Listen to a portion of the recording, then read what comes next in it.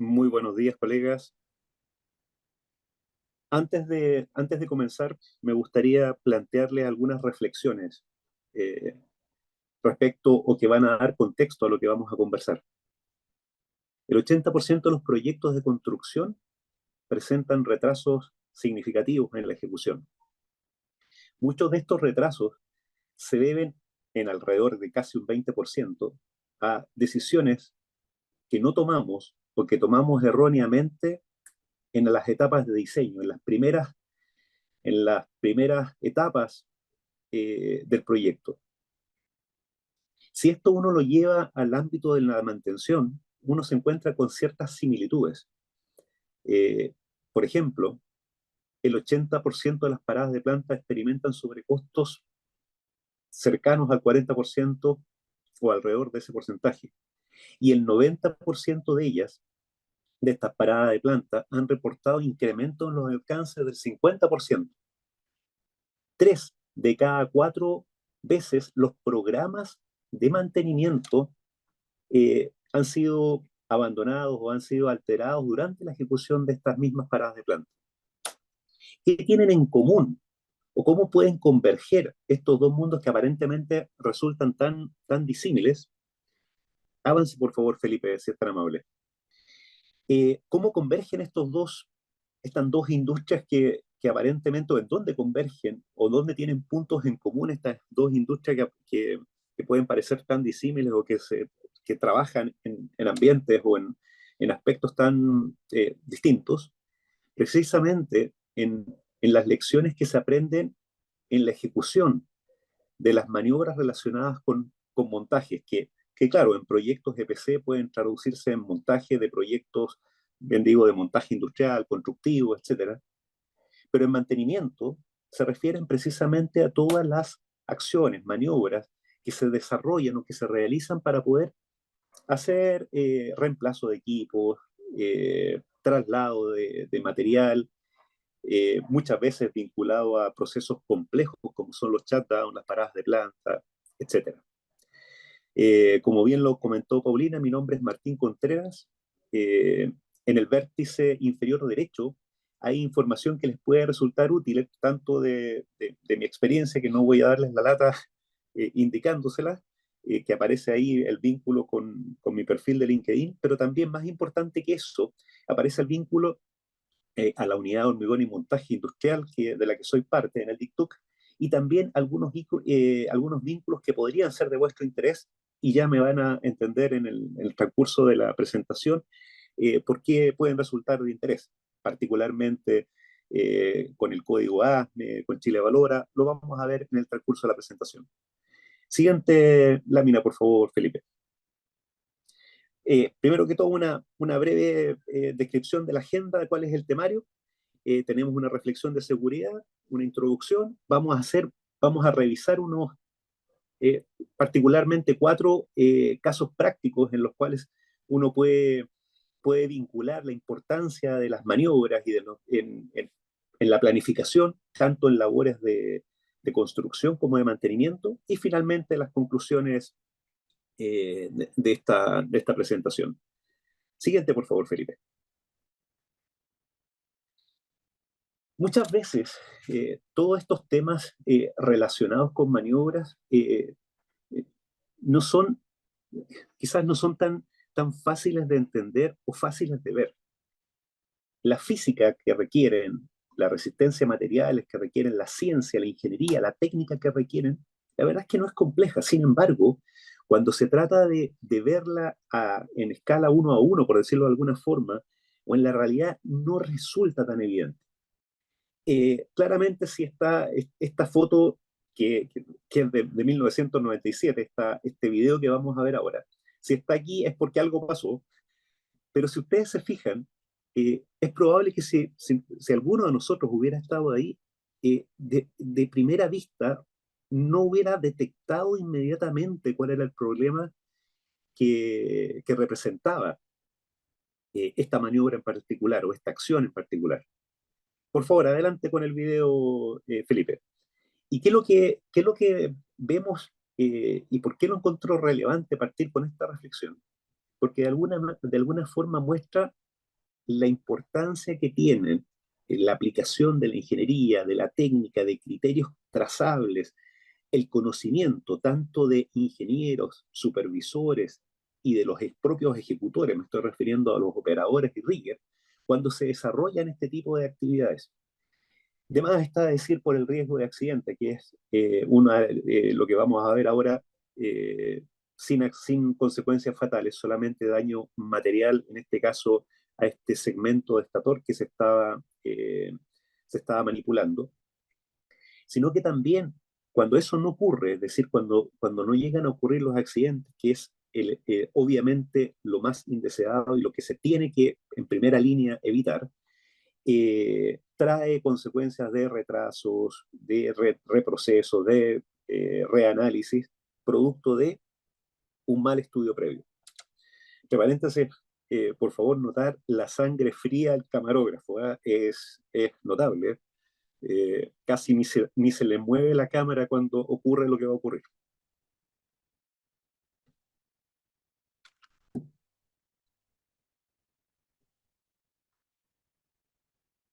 Ahí ya quizás se empieza a ver o se empiezan a tener los primeros indicios de algo que ya está empezando a pasar.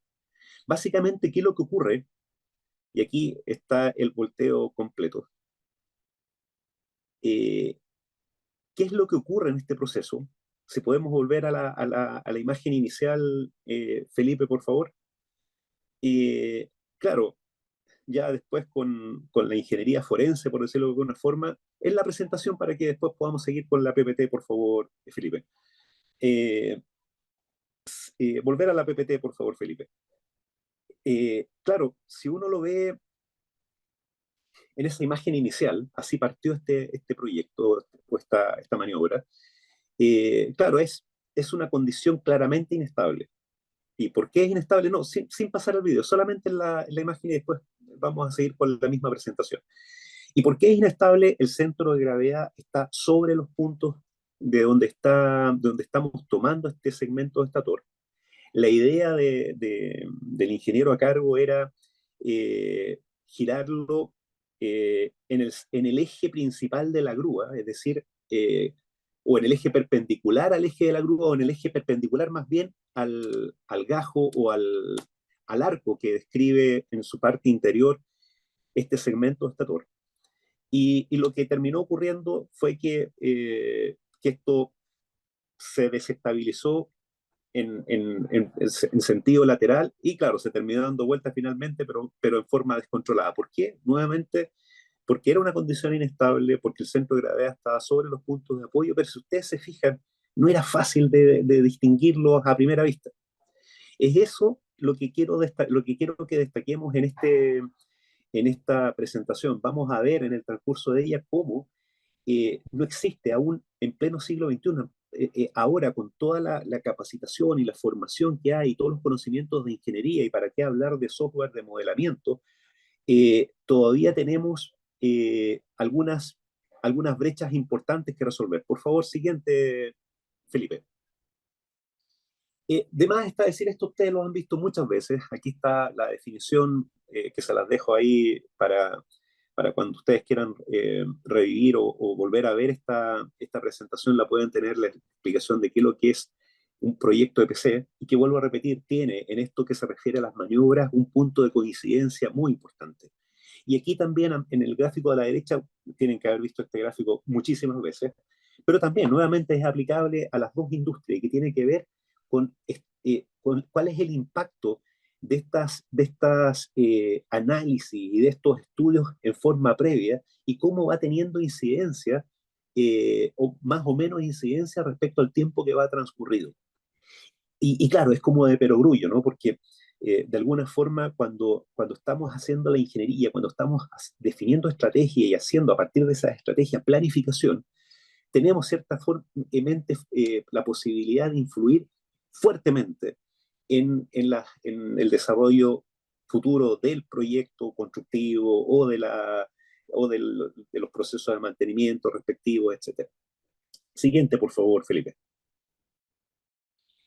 Básicamente, en lo que se refiere a maniobras, eh, nosotros hemos desarrollado cuatro, cuatro pilares que resultan fundamentales y que tienen que estar presentes. Si uno de estos pilares, como una mesa de cuatro patas, si uno de estos pilares falla, de estos pilares no tiene la completitud requerida, vamos a tener una mesa coja o vamos a tener una situación inestable. ¿Y cuáles son esos pilares? Primero, supervisiones, una supervisión y encargados de seguridad con conocimiento y expertise. Esto es muy importante, ¿eh? No solamente la expertise es importante, sino que los conocimientos técnicos necesarios y los conocimientos basados en la ingeniería, en la técnica, en la normativa, en los estándares. Hemos visto, lamentablemente, en no pocas ocasiones, cómo la supervisión, y me estoy refiriendo a ingenieros y supervisores directamente asociados a la labor, cómo su inexperiencia o sobre todo su desconocimiento es en muchas ocasiones fuente de los incidentes o accidentes que ocurren. Después, otro aspecto importante es las competencias del personal, del rigger, de los operadores. En Chile todavía tenemos una brecha muy importante. ¿Y cuál es esa brecha muy importante? Y es que nadie todavía certifica competencias laborales. Entonces, a la hora, por ejemplo, de contratar un rigger, un operador, uno, claro, tiene el currículum, tiene las referencias, pero efectivamente no existe una certificación de competencia que sea trazable y que ya esté implementada en todo Chile. Vamos a ver más adelante que bueno, se está trabajando a nivel nacional en ello. De hecho, el Ministerio del Trabajo, a través de un programa de Chile Valora, cuyo link está en el código QR que les dejé al inicio, se está haciendo un esfuerzo importante, pero hay que citarlo, hay que llevarlo a nuestros proyectos, hay que llevarlo a nuestros procesos, porque de lo contrario todavía no es obligatorio aplicar. Después, otro componente muy importante, la documentación de gestión. Y claro, aquí cuando uno habla de documentación de gestión, uno tiende a pensar, escucha, bueno, típico en nuestro país que tratamos de resolver los problemas con leyes o con procedimientos, etcétera. Pero, ¿qué buscan estos documentos de gestión? ¿A qué me refiero con ellos? A que el proceso esté bien estructurado. Y ese proceso parte no solamente con la ejecución directa del trabajo, sino que más importante que eso, con cuáles son las condiciones que se tienen que dar, que se tienen que cumplir para poder desarrollar el trabajo. Me explico. Tomando el mismo ejemplo de los rigger y operadores, ok, necesito tener rigger y operadores competentes, ya, pero ¿cómo vamos a validar o vamos a certificar o vamos a garantizar esas competencias? Bueno, esa documentación de gestión tiene que hacerse cargo de ello. Si creemos que lo podemos dejar solamente a la revisión, qué sé yo, de las recomendaciones de la gente, supervisores, rigger, operadores que nos recomienden, o el currículum, bueno, es una de las fuentes importantes que en este minuto tenemos para las situaciones de riesgo a los cuales nos estamos enfrentando los proyectos. Y el último punto tiene que ver con que todo este conjunto para evaluar supervisores, las competencias del personal, qué les enseñamos, cómo los certificamos, cómo garantizamos que tienen las competencias pertinentes. Y lo mismo también, la documentación, cómo nos aseguramos que tiene la completitud y la pertinencia técnica necesaria. Bueno, todo eso tiene que tener una base en estándares y normas trazables. Lamentablemente en Chile, eh, lo único que está normado son el uso de las grúas torres, que hay, si mal no recuerdo, tres normas al respecto, pero en el resto ustedes pueden hacer lo que quieran, podemos hacer lo que quieran. Y claro, esto resulta aberrante en pleno siglo XXI y con la magnitud de proyectos que enfrentamos, pero es así. Por lo tanto, no bastan las buenas prácticas, no basta el expertise. Estas labores que son ingenieriles, que son técnicas, tienen que tener una base en, vuelvo a repetir, estándares y normas. Y si no las tenemos, bueno, homologarlas. Traer, qué sé yo, o ocupar y hacer la adaptación correspondiente de normas internacionales. Particularmente, yo recomiendo, sugiero, el código ASME en su sección B30, dice todo lo que se requiere saber, o mucho, si es que no todo, lo que se requiere saber para este tipo de ejecución de trabajo, te estoy refiriendo a las maniobras, desde las responsabilidades y competencias que tienen que tener la supervisión, que evidentemente hay que adaptarlo a la realidad chilena, pasando por rigger, por operadores, qué sé yo, formas de inspeccionar elementos de izaje, etcétera, está todo ahí. Ni siquiera hay que transcribirlo, solamente hay que aplicarlo. Siguiente imagen, por favor, Víctor.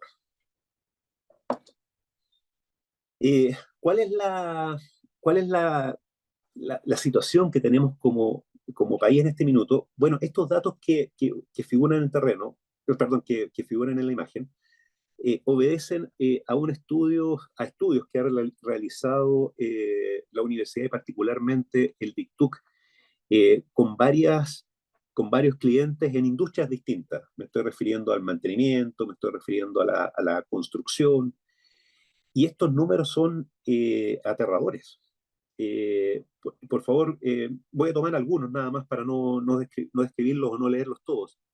El 80% de los supervisores no cumple con los conocimientos necesarios para supervisar la ejecución de maniobras de izaje. Colegas, el 80%. Entonces ahí viene la pregunta, bueno, pero ¿cómo se midió?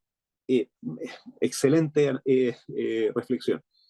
Tomando como criterio lo que debería saber según el código ASME B30, eh, donde se describe en detalle cuál es el alcance de las responsabilidades, de las acciones que tiene que hacer, y claro, eso homologándolo a la realidad chilena y teniendo, qué sé yo, pruebas y test diseñados precisamente para medir esas competencias, nos encontramos con esta situación que resulta grave.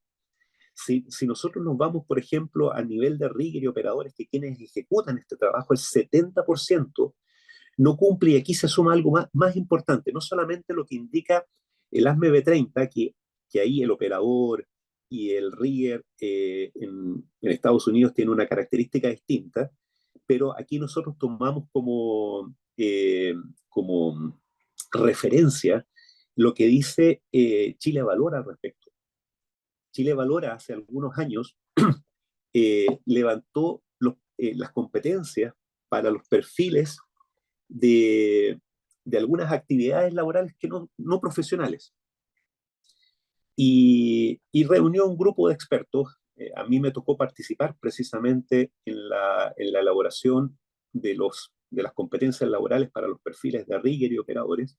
Entonces ahí está bien descrito qué es lo que debe saber, qué debe entender, qué debe conocer, cuál es el alcance, qué sé yo, del trabajo que tiene que desarrollar un rigger y un operador. Y sometido a las pruebas, tanto en la industria de la construcción como en el mantenimiento, nos encontramos que el 70% de ellos no reúne los requisitos mínimos necesarios.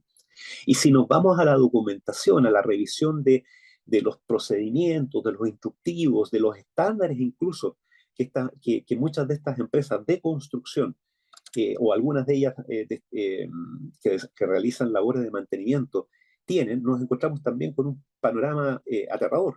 El 80% de esa documentación no es pertinente, no está completa. Eh, o eh, algo que resulta muy frecuente, es tan general que finalmente no resulta práctica aplicarla, o trata de ser tan específico en algunos aspectos, dejando libres o no especificando otros. Un error frecuente que hemos podido detectar es, por ejemplo, la transcripción de códigos o de normas, lo cual ciertamente ustedes, espero coincidan conmigo, que no resulta conveniente porque después el código norma cambia, nuestro procedimiento no, y tenemos ahí una dicotomía. Lo que hay que hacer, si me permiten, o en mi opinión, es en realidad citarla, es tenerla, qué sé yo, incluso incorporarla dentro del documento, si quieren, como anexo, pero no transcribirla, ciertamente. Siguiente imagen, por favor, Felipe. Los desafíos que enfrentamos como país no son nuevos. A mí en particular siempre me ha fascinado el viaducto del Mayeco.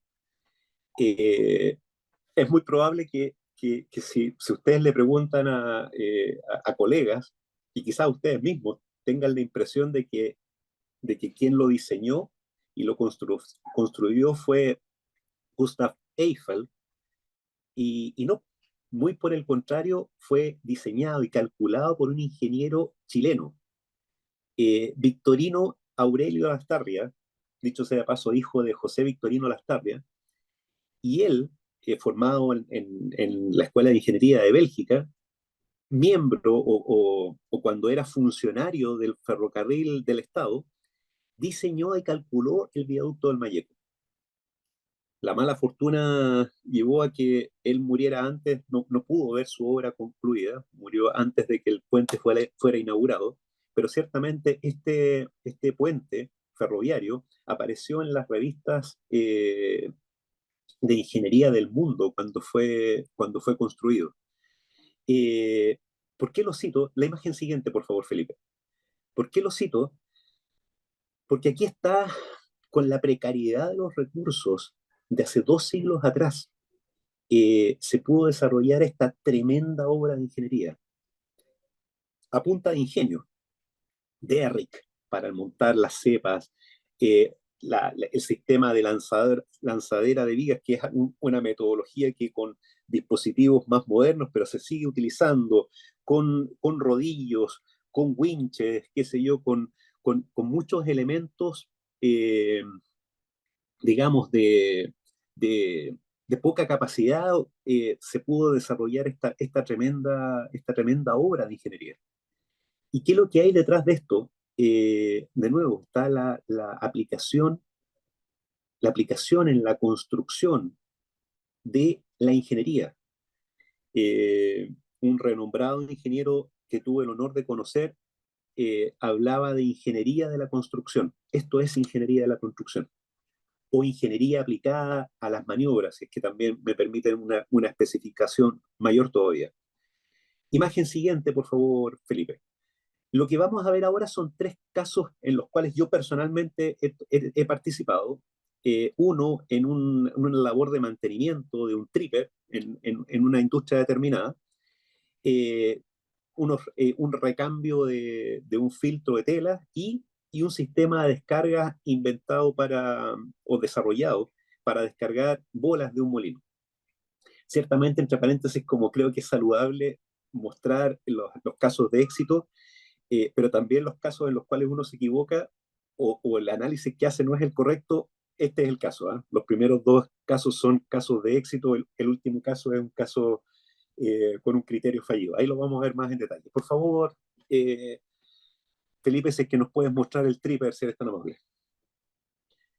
Bien, esto que yo lo asimilaría ciertamente o mucho más cercano a las labores de construcción propiamente tal. eh, ¿Cómo o qué aplica en este análisis? Que es muy probable que hoy por hoy, con la técnica moderna, el maqueteo electrónico de maniobras, de análisis, de constructibilidad, no es poco frecuente. Pero ¿qué es lo que es importante en esto?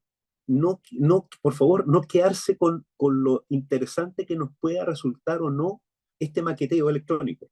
Que sí, que es una excelente herramienta, qué sé yo, pero es una herramienta que no, por ejemplo, define, si te puedes congelar ahí, por favor, Felipe, no define, por ejemplo, el riesgo que pueda existir o no en esos estabilizadores, esos outriggers, que están muy cerca del contorno del edificio y muy cerca también del, del talud que tiene el entorno. ¿Y por qué eso es importante? Porque por razones constructivas, en los sectores cercanos a edificaciones o a taludes, la compactación del terreno es difícil, porque no puedo llegar es difícil compactarlo con los rodillos, etcétera. Por lo tanto, son puntos, por decirlo de alguna forma, que no necesariamente tienen la misma resistencia que el resto del suelo. Por lo tanto, son puntos críticos. Las cercanías no aparecen ahí, porque esta es la maqueta, pero no aparecen ahí las cercanías a líneas eléctricas que ciertamente en este proyecto estaban presentes.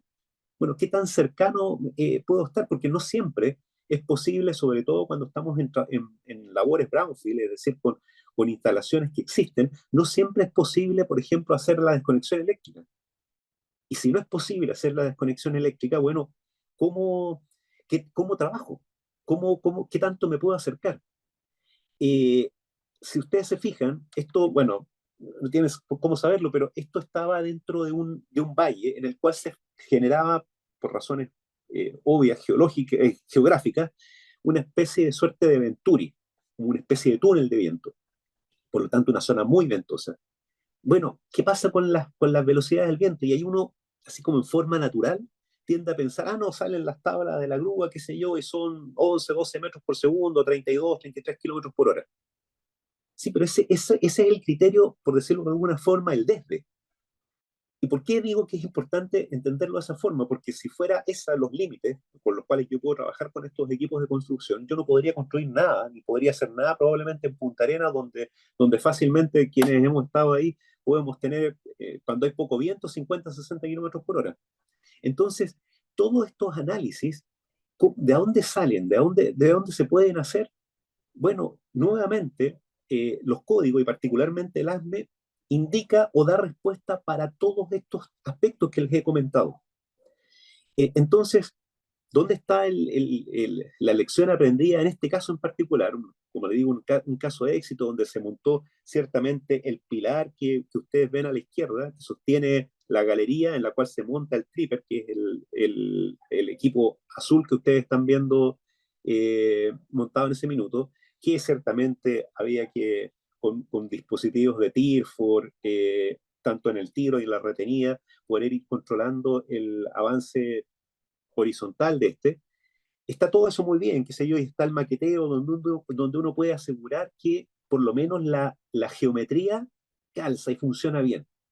Pero de nuevo, colegas, quiero dejar aquí como lección aprendida o como punto de alerta que el rigging, que el montaje es, es mucho más que solamente este maqueteo electrónico que resulta muy útil, pero es uno de los aspectos solamente que tenemos que analizar y que verificar en este tipo de trabajos. Siguiente imagen, por favor, Felipe. Vamos a ir un poquito más rápido para que no nos coma el tiempo, colegas. Aquí, en presencia de un trabajo de mantenimiento, particularmente, y esto por gusto personal, si me permiten, colegas, los trabajos que me resultan más entretenidos y que me gusta más enfrentar son aquellos precisamente en los cuales no tenemos que usar grúas porque no caben, porque no se pueden, etcétera, y tenemos que diseñar algún dispositivo especial para poder hacer el trabajo. Y lo que estamos viendo en pantalla es el desarrollo que hicimos para poder hacer labores de mantenimiento. Efectivamente, esta nave tenía un puente grúa, pero el puente grúa no era competente para poder hacer las labores de mantenimiento que teníamos que desarrollar y construimos esta estructura, un monorriel, para poder sacar esos componentes que superaban la capacidad del puente grúa y que, bueno, esa estructura se pudiera deslizar horizontalmente. Incluso ustedes pueden ahí ver en el piso en celeste los rieles con los cuales diseñamos, sobre los cuales montamos esta estructura para poder desplazarla. Están ahí los TIRFOR a izquierda y derecha para poder tirarlo y ir controlando el desplazamiento. Alinearla con la estructura que se ve al final, que podrías mostrarla con el cursor quizás, Luis, por favor. Felipe, perdón. No, la estructura que está cercano al vano de salida, esa misma. Entonces, una vez alineada con esa estructura, salgamos del edificio, Felipe, por favor. Una vez alineada con esa estructura, toda una torre con sendos tecles, entre paréntesis, de 15 toneladas, no menores, para poder descargarla sobre camión y poder retirarla.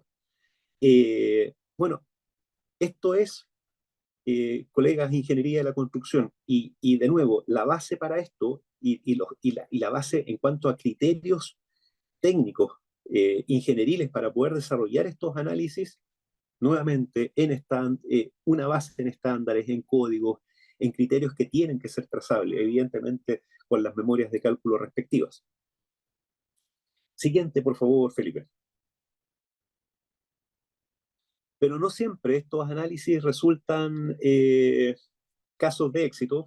Lo que estamos viendo, lo que vamos a empezar a ver en pantalla, fue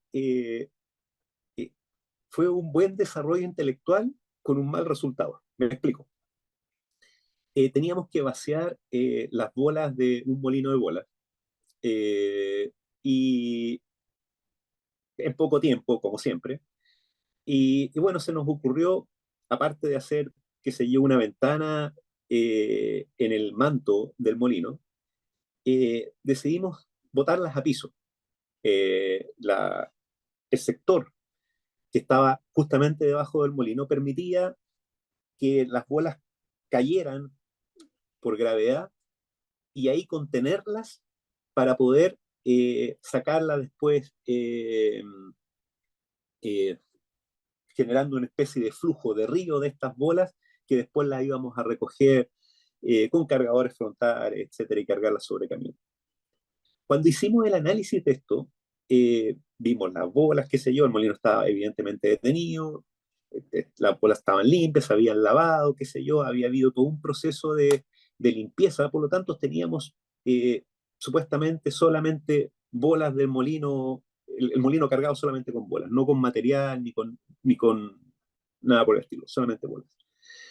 Entonces lo que consideramos fue que ustedes ven ahí en verde, eh, construimos sendas cortinas construidas con correas transportadoras, les pusimos costillas, qué sé yo, para darle rigidez, construimos una puerta, así que puedes mostrar el portal, Felipe, por favor, una puerta para poder después, una vez que tuviéramos contenida todas estas toneladas de bolas que descargamos, levantar esta cortina y generar, fíjense ustedes ahí, hay barreras New Jersey que están puestas en forma aparentemente aleatoria, pero no, estaban ahí puestas porque era tal la energía cinética que íbamos a tener que contener que lo que pensamos fue, bueno, colocarlas con alguna inclinación de tal forma de ir disipando esta energía y que llegaran, digamos, casi muertas a la parte inferior donde iban a ser recogidas.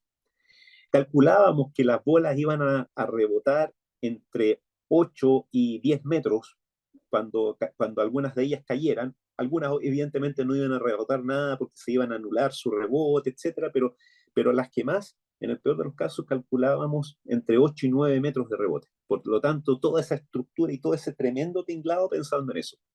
Y que después, vuelvo a repetir, cuando levantáramos esta cortina, las bolas iban a escurrir porque la pendiente no es menor. Si mal no recuerdo, una pendiente del 14%. Por lo tanto, se iba a generar una especie de río de bolas que había que contenerlo y para eso son disipadores de energía. Bueno, ¿qué fue lo que pasó? Eh, se abrió la ventana, giramos el molino de bola y me van a disculpar porque yo creo que si lo menciono, les va a quedar inmediatamente la imagen, porque no se me ocurre una mejor analogía. Lo que nos ocurrió fue que las bolas y todo lo que había dentro del molino cayó como cae, perdónenme de nuevo, colegas, lo coloquial de la frase, como cae la bosta de vaca al piso. No rebotó, no hubo ningún rebote. Obviamente, cuando levantamos la compuerta, esto era una masa homogénea que había que sacarla, qué sé yo, no a picotones, por supuesto, pero con medios mecánicos. No hubo ningún flujo. Creo que quizás con suerte una o dos bolas habrán tenido medianamente el comportamiento en el escurrir que habíamos diseñado, pero en el rebote absolutamente nada más alejado de la realidad de lo que ocurrió. Bueno, ¿cuál fue la lección aprendida? Bueno, efectivamente lo que ocurre con este tipo de mecanismos, pero en lo que no fue un error, pese a que el resultado no fue el esperado, fue en el análisis que hicimos. Claro, yo miro para atrás y probablemente cuando me toque volver a hacer esto, si es que me toca hacer esto de nuevo, ya tengo la experiencia, pero hubo un análisis en la cual se hicieron todas las consideraciones habidas y por haber, las revisiones, etcétera, los cálculos y reanálisis, las animaciones, de tal forma de poder simular la realidad. Efectivamente, la simulación no fue correcta, pero la simulación existió y, ok, se pecó sobre seguro. Eh, Siguiente, por favor, Felipe. Siguiente imagen.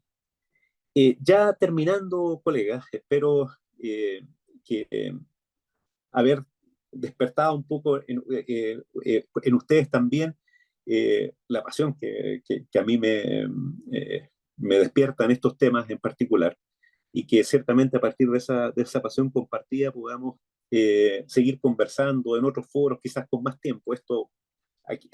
Son 45 minutos en los que nos tenemos que cuadrar. Eh, Conclusiones.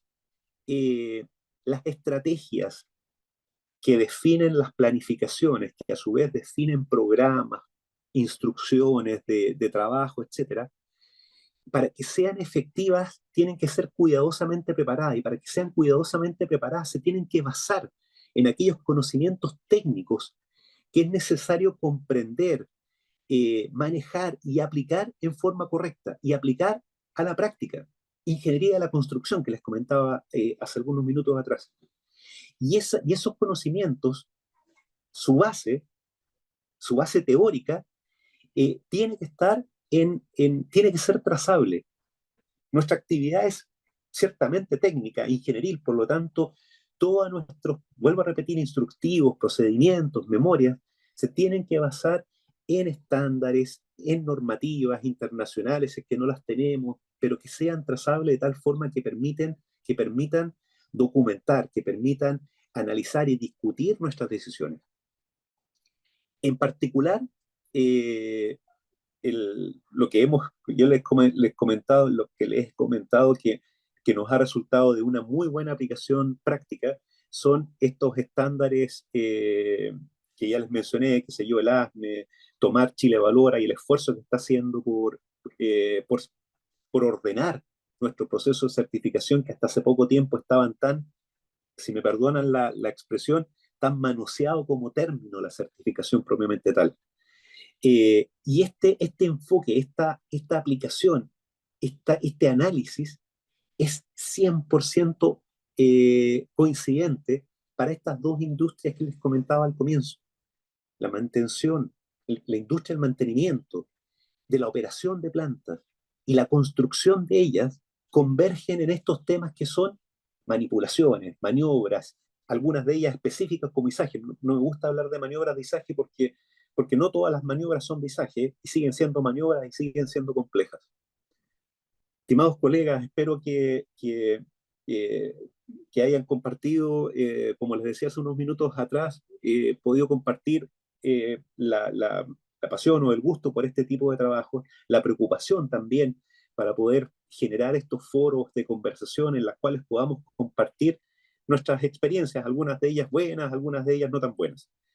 Me gustaría dejarlos con mi colega, con el profesor Marcelo González, con quien estamos desarrollando un diplomado dentro de los cuales uno de los tópicos que vamos a tocar en este diplomado es precisamente de lo cual ha tratado este webinar.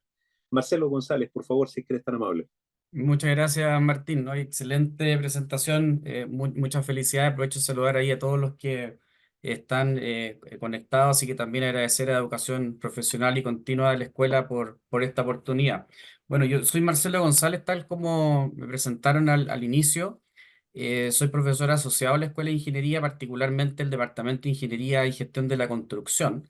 Un tema que no se mencionó es que con Martín hemos estado por más ya de 8 años enseñando un curso en la escuela que se llama Construcción de Obras Industriales. Así que basado en esa digamos, instancia, pero también dado que hace ya como 3 años formamos esta unidad bajo el paraguas de DICTU que se llama Hormigón y Montaje Industrial, y basado en diferentes experiencias, tanto personales como a través de la unidad decidimos hacerle una propuesta a la universidad bajo el paraguas de educación profesional respecto a este diplomado que hemos titulado preliminarmente Diplomado en Planificación y Diseño de Montaje para Proyectos Industriales. ¿Cierto? La idea acá también es estar alineados con la misión de la UC, de tal manera de poder transferir conocimientos generados en la universidad con la idea de contribuir al país. Así que, si Felipe me permites una más, con esta termino, digamos, este diplomado tiene una estructura de 4 cursos. Básicamente, el curso uno, que es de construcción y mantenimiento industrial, acá se abordan diferentes tipos de contratos, también técnicas avanzadas de paquetización, lo cual en inglés se denomina Advanced Work Packaging, que es una metodología que permite paquetizar, valga la redundancia, los diferentes tipos de proyectos. También nos enfocamos en temáticas como logística y transporte en tierra y mar. Muchos de los equipamientos que se utilizan en minería no se fabrican en Chile y por lo tanto el tema logístico es muy relevante y puede tener un impacto enorme en lo que mencionaba Martín, por cierto, no solo en constructabilidad, sino que también en los plazos y en los costos. Y también lo que hemos visto es que pese a que las actividades tanto de construcción como de mantenimiento muchas veces, ¿cierto? Se establecen diferentes estándares de seguridad. A veces hay maniobras que son demasiado riesgosas, por lo tanto queremos también incluir temáticas como digitalización y nuevas tecnologías para la prevención de accidentes laborales. Queremos mostrar otra perspectiva de lo que ha estado pasando a nivel mundial, porque, insisto, no todos los accidentes salen en la prensa, pero hemos visto reiteradamente diferentes tipos de accidentes que lamentablemente en algunos casos terminan en fatalidades. Eso es básicamente el curso uno. El curso 2 trata de nuevas herramientas digitales para la planificación y gestión de proyectos industriales complejos. Acá, colegas, el enfoque está en la entrega.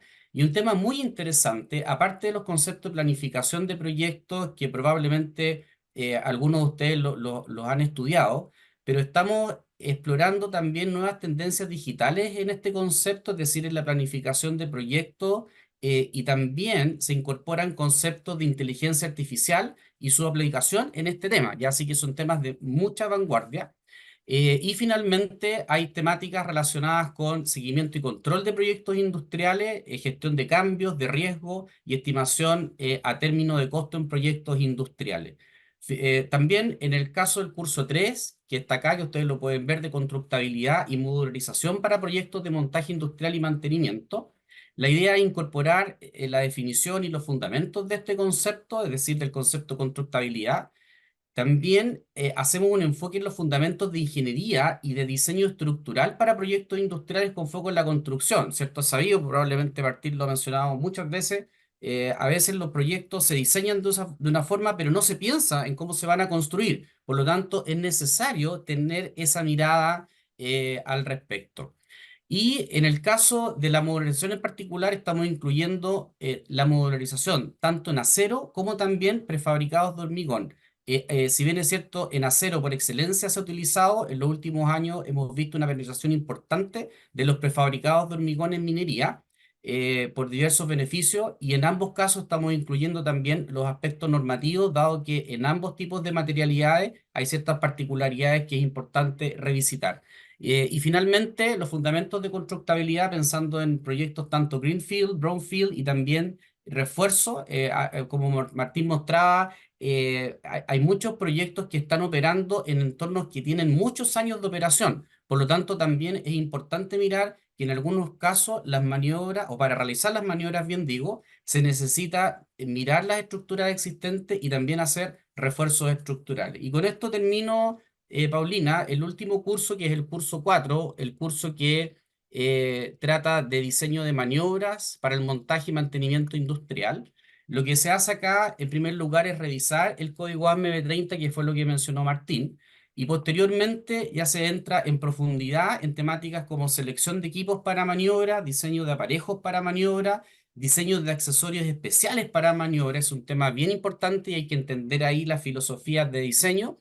Y por último, el diseño de maniobra. Nosotros acá incorporamos todo lo que es cálculo, determinar aspectos relevantes que con Martín hemos visto que muchas veces en los proyectos en terreno no se calcula, como por ejemplo el factor de utilización de las grúas, y también la componente de diseño digital, tal como mostró Martín y Felipe en la presentación.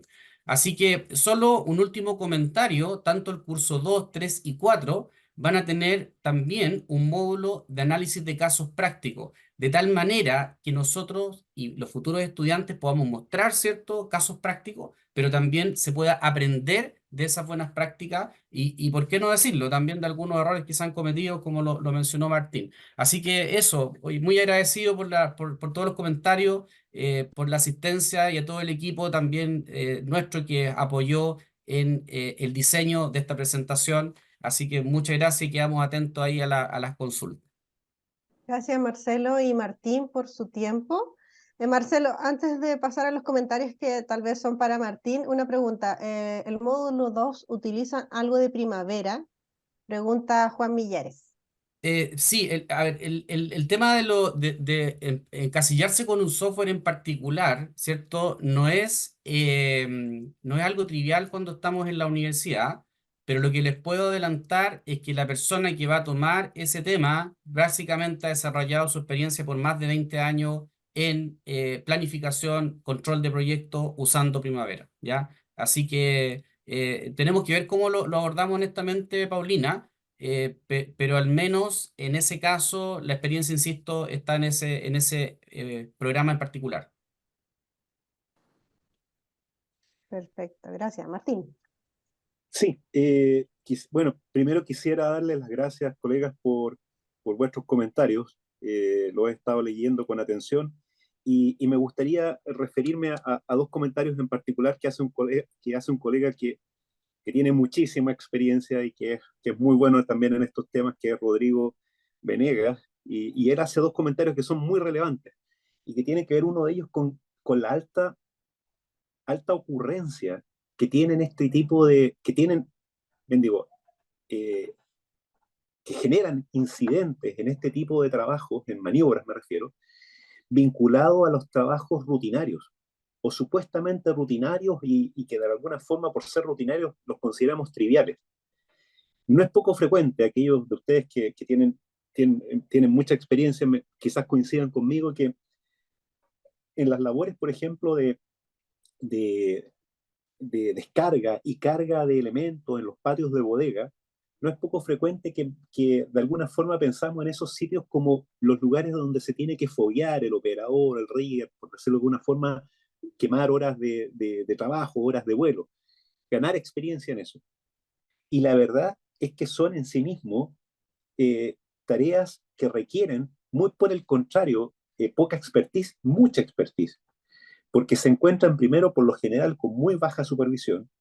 Segundo, están llegando elementos de distinto tipo, algunos de ellos a granel incluso, o no a granel, pero digamos sin puntos de izaje claros, sin indicación de ubicación del centro de gravedad, formas extrañas, tuberías, fierros, bombas, contenedores, etcétera. Entonces requiere mucho expertise, trabajos rutinarios, pero que por lo mismo generan alto riesgo y son ciertamente las que en la estadística se llevan buena parte de la accidentabilidad o de los incidentes que existen en este tipo de trabajo.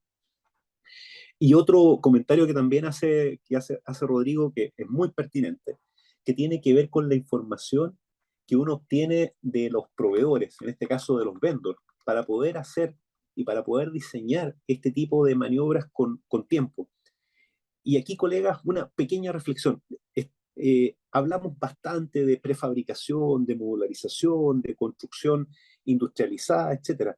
Pero lo que hay en la base de esto es precisamente esta claridad de estos conceptos técnicos. Y si me permiten un ejemplo referido a lo anterior, cuando se construyó el tren 4 de Metanex, tren que ustedes ya saben, por la noticia se retiró, se desinstaló hace algunos años y se llevó a otra parte del mundo.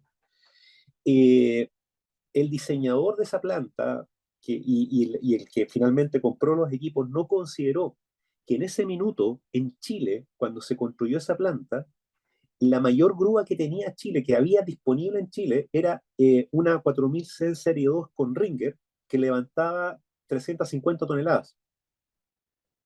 La grúa finalmente se tuvo que salir a buscar una grúa por Latinoamérica y se trajo una grúa de Venezuela para poder hacer los trabajos, porque en Chile no había una grúa que fuera capaz de montar esa planta. Cuando estamos en un lugar, hoy por hoy, pleno siglo XXI, qué sé yo, hay mucho más equipamiento, pero no mucho más que el que puedan ustedes conseguir en Brasil, probablemente en Argentina, en países que están, que tienen una industria quizás más desarrollada o que están geográficamente mejor ubicados. Gracias por tus comentarios, Rodrigo. Eh, Aquí hay una pregunta que hace don Oscar Garrido. ¿Los cálculos de los equipos de montaje son solo para ingenieros mecánicos o civiles? No, Oscar. Eh, yo diría que hay dos temas acá. Los cálculos propiamente tal, por ejemplo, de dispositivos, de elementos de izaje, sí es necesario tener un grado académico, qué sé yo, que bien puede ser un ingeniero en ejecución, qué sé yo, es necesario tener, a ver, es necesario tener y conocer la física básica, entre paréntesis, no es una física más complicada que eso, y la resistencia de materiales y ciertamente poder entender, reproducir y calcular a partir de una norma. Eso es importante. Ahora, pero buena parte, Oscar, del desarrollo de estos trabajos no es el cálculo propiamente tal, que eso vuelvo a repetir, el calcular que se yo de repente un dispositivo de izaje particular, uno lo puede encargar, digamos, dándole las condiciones de borde adecuadas a un ingeniero eh, eh, eh, X. Pero lo importante, Oscar, está en algo para lo cual no necesariamente se necesita un grado universitario, que es el diseño y el expertise y el claro conocimiento, vuelvo a repetir, perdónenme que sea majadero, de la física, de la resistencia a materiales, pero sobre todo de la normativa, tener criterios normados, criterios trazables. Y para eso, bueno, no está delimitado a una profesión, ni mucho menos.